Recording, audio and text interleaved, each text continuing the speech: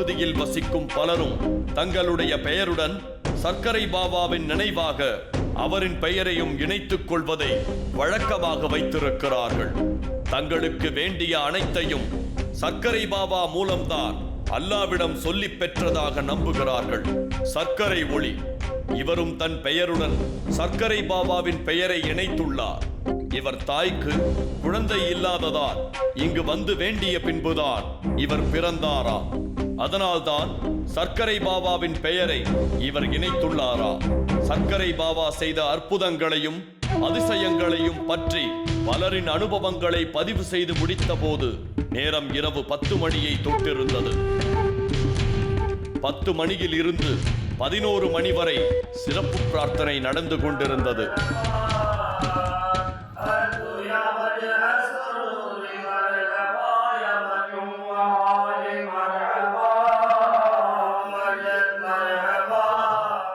அப்பொழுது அந்த தர்காவையே அதிரச் செய்தது ஒரு பெண்ணின் குரல். ஆவியின் பாதிப்பில் இருந்த அந்த பெண் தொடர்ந்து நீண்ட நேரம் வரை ஒருவித ஓசையை எழுப்பிக் கொண்டே இருந்தார்.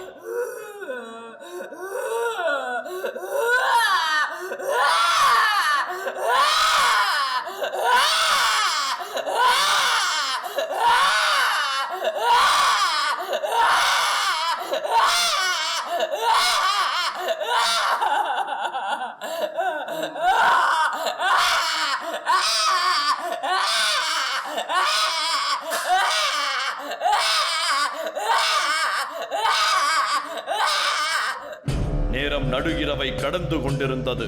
தமது துன்பங்களையும் நோய்களையும் சர்க்கரை பாபா தீர்த்து வைப்பதற்காக தங்கள் கனவில் வருவார் என்ற நம்பிக்கையுடன் தூங்க ஆரம்பித்தனர் அங்கிருந்தவர்கள்.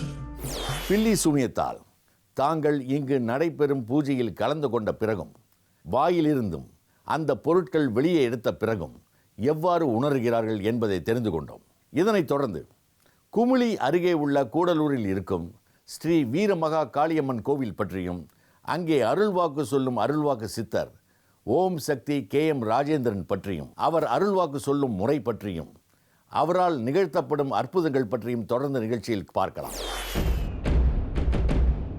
சூலத்தின் மேல் அமர்ந்து அருள்வாக்கு சொல்லும் சித்தர்.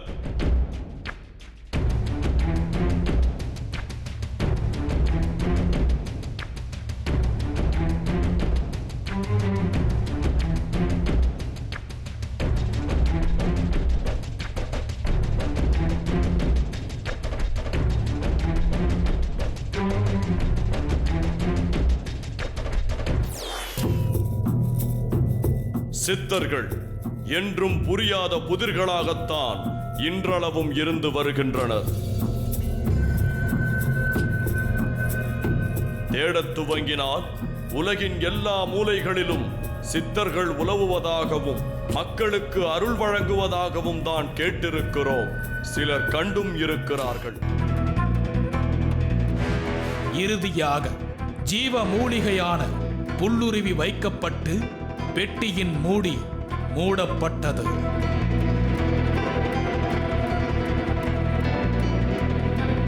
காற்று மட்டும் போவதற்கு ஒரு சிறிய துவாரம் மட்டும் போடப்பட்டிருந்தது அந்த பெட்டியில்.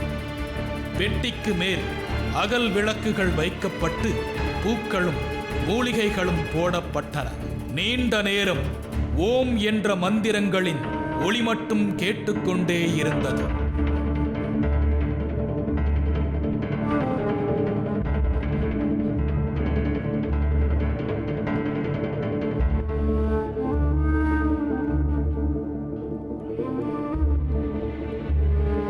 நேரம் செல்ல செல்ல வெளியில் உள்ள சப்தங்கள் மெதுவாக குறைந்தது. நான் ஒரு உணர்வற்ற நிலைக்கு பயணமாவதை உணர முடிந்தது. என்னை வேறு ஏதோ ஒரு சக்தி தன் ஆளுமைக்குள் கொண்டு செல்வது போல தோன்றியது. சில நிமிடங்களில் நடப்பதை உணர முடியாத ஒரு நிலைக்குள் சென்றேன்.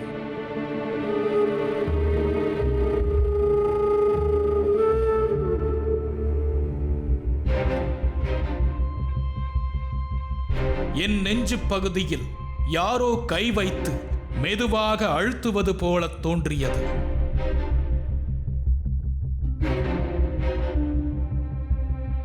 பின்பு வெளிப்பகுதியில் உள்ள சத்தங்கள் எனக்கு மெதுவாக கேட்கத் தொடங்கியது. இளங்கோ சித்தர் என்னை மெதுவாக அந்த நிலையில் இருந்து வெளியே கொண்டு வரும் முயற்சியை தொடர்ந்தார்.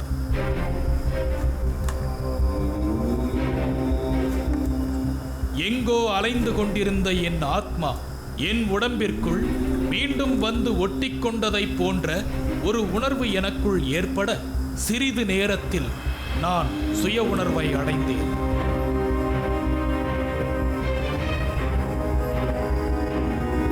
கண்மகாண்ட பெட்டியில் இருந்து நான் வெளியே வந்தேன்.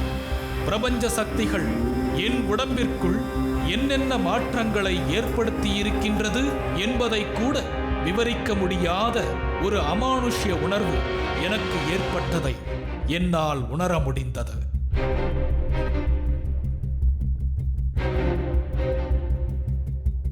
நான் உணர்ந்ததை இளங்கோ சித்தரிடம் விவரித்தேன். இந்த மானிட உடம்பு பிரபஞ்ச சக்திகளை எடுத்துக்கொண்டு அதை தனக்குள்ளே வாங்கி வெளிப்படுத்தும் ஆற்றலை பெற்றிருக்கின்றன. இந்த உடம்பிற்கு பிரபஞ்ச சக்தி தேவைப்படும் பொழுதெல்லாம் தனக்குத்தானே எடுத்துக்கொள்ளும். அது எப்பொழுது இந்த செயலை செய்ய தவறுகிறதோ அப்பொழுது இந்த உயரிய தொழில்நுட்பங்களை பயன்படுத்த சித்தர்கள் கண்டுபிடித்த வழிமுறைதான் இந்த கண்ம காண்டம்.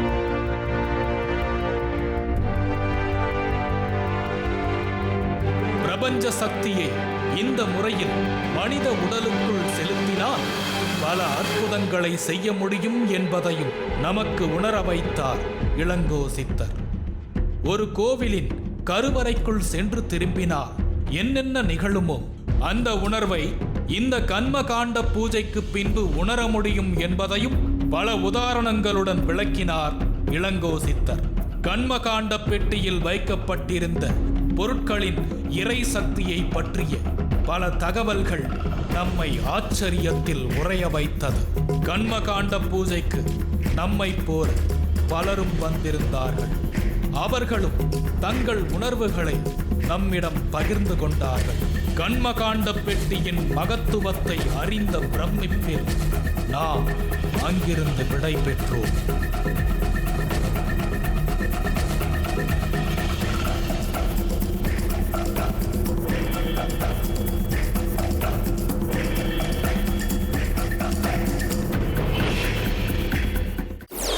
இளங்கோ சித்தர் பூர்வ ஜென்ம நினைவுகளை கொண்டு வருவதோடு மட்டுமல்லாமல் அவர்களின் பிரபஞ்ச சக்தியினை மீட்டு தருவதை பற்றியும் பார்த்தோம். இதனைத் தொடர்ந்து திருநெல்வேலி மாவட்டம் சங்கரன்கோவில் அருகில் வடக்கு மாவெளி ஊத்துக்குழி கிராமத்தில் இருக்கும் ஸ்ரீ அக்னி மாலையம்மன் கோவில் பற்றியும் அங்கு நடக்கும் வினோத பூஜை முறைகளை பற்றியும் நிகழ்ச்சியில் பார்க்கலாம்.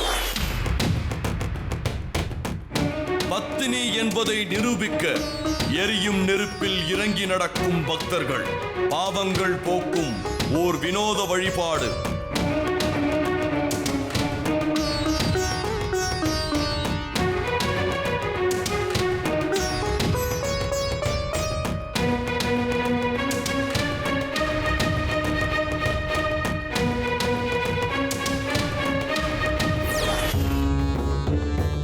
கணவன் மனைவியர் ஒருவருக்கொருவர் உண்மையானவர்கள் என்பதை நிரூபிக்க எரியும் நெருப்பில் இறங்கி நடக்கும் பக்தர்கள்.